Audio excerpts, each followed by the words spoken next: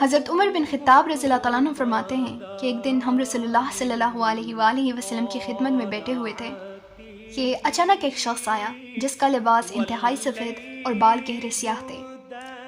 نہ اس کی حالت سے سفر کے آثار ظاہر تھے کہ جس سے سمجھا جاتا کہ یہ کوئی مسافر شخص ہے، اور نہ ہم میں سے کوئی اس کو پہچانتا تھا جس سے یہ ظاہر ہوتا کہ یہ مدینہ کا مقامی ہے۔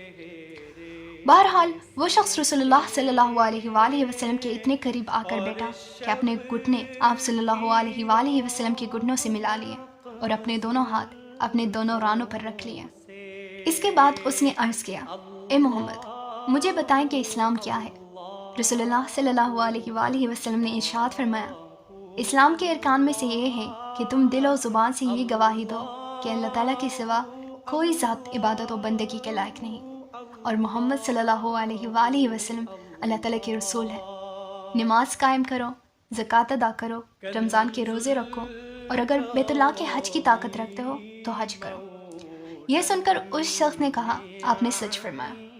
حضرت عمر رضی اللہ تعالیٰ عنہ فرماتے ہیں، ہمیں اس شخص پر تعجب ہوا کہ سوال کرتا ہے گویا کہ جانتا نہ ہو، اور پھر تصدیق بھی کرتا ہے جسے پہلے سے جانتا ہو۔ پھر اس شخص نے عرض کیا، مجھے بتائیں کہ ایمان کیا ہے؟ آپ صلی اللہ علیہ وآلہ وسلم نے ارشاد فرمایا، ایمان یہ ہے کہ تم اللہ تعالیٰ کو، ان کے فرشتوں کو، ان کی کتابوں کو، ان کے رسولوں کو اور قیامت کے دن کو دل سے مانو، اور اچھی بری تقدیر پر یقین رکھو۔ اس شخص نے عرض کیا، آپ نے سچ فرمایا۔ پھر اس شخص نے عرض کیا، مجھے بتائیں کہ احسان کیا ہے؟ آپ صلی اللہ علیہ وآلہ وسلم نے ارشاد فرمایا، احسان یہ ہے کہ تم اللہ تعالیٰ کی عبادت اور بندگی اس طرح کرو گویا تم اللہ تعالیٰ کو دیکھ رہے ہو، اور اگر یہ کیفیت نصیب نہ ہو تو پھر اتنا تو دھیان میں رکھو کہ اللہ تعالیٰ تمہیں دیکھ رہے ہیں۔ پھر اس شخص نے عرض کیا، مجھے قیامت کے بارے میں بتائیں کہ کب آئے گی؟ آپ صلی اللہ علیہ وآلہ وسلم نے ارشاد فرمایا، اس بارے میں جواب دینے والا سوال کرنے والے سے زیادہ نہیں جانتا، یعنی اس بارے میں میرا علم تم سے زیادہ نہیں۔ اس شخص نے عرض کیا، پھر مجھے اس کی کچھ نشانیاں ہی بتا دیجیے۔ آپ صلی اللہ علیہ وآلہ وسلم نے ارشاد فرمایا، اس کی ایک نشانی تو یہ ہے کہ باندی اپنی ملکہ کو جنیں گی، اور دوسری نشانی یہ ہے کہ تم دیکھو گے کہ جن کے پاؤں میں جوتا اور جسم پر کپڑا نہیں ہے، فقیر ہیں، بکریاں چرانے والے ہیں، وہ بڑی بڑی عمارتیں بنانے میں ایک دوسرے پر بازی لے جانے کی کوشش کریں گے۔ حضرت عمر رضی اللہ تعالیٰ عنہ فرماتے ہیں، پھر وہ شخص چلا گیا۔ میں نے کچھ دیر توقف کیا اور آنے والے شخص کے بارے میں دریافت نہیں کیا۔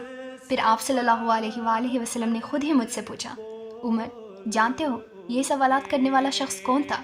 میں نے عرض کیا، اللہ تعالیٰ اور ان کے رسول ہی زیادہ جانتے ہیں۔ رسول اللہ صلی اللہ علیہ وآلہ وسلم نے ارشاد فرمایا، یہ جبریل تھے جو تمہارے پاس تمہارا دین سکھانے کے لیے آئے تھے۔ حدیث شریف میں قیامت کی نشانیوں میں باندی کا اپنے ملکہ کو جیننے کا ایک مطلب یہ ہے کہ قیامت کے قریب والدین کی نافرمانی عام ہو جائے گی، یہاں تک کہ لڑکیاں جن کی طبیعت میں ماؤں کی اطاعت زیادہ ہوتی ہے، وہ بھی نہ صرف یہ کہ ماؤں کی نافرمان ہو جائیں گی بلکہ الٹا ان پر اس طرح حکم چلائیں گی جس طرح ایک ملکہ اپنی باندی پر حکم چلاتی ہے۔ اسی کو رسول اللہ صلی اللہ علیہ وآلہ وسلم نے اس عنوان سے تعبیر فرمایا ہے کہ عورت اپنی ملکہ کو جنیں گی۔ دوسری نشانی کا مطلب یہ ہے کہ قیامت کے قریب مال و دولت ان لوگوں کے ہاتھ میں آ جائے گا جو اس کے اہل نہیں ہوں گے۔ ان کو دلچسپی اونچے اونچے مکانات بنانے میں ہوگی اور اسی میں ایک دوسرے پر بازی لے جانے کی کوشش کریں گے۔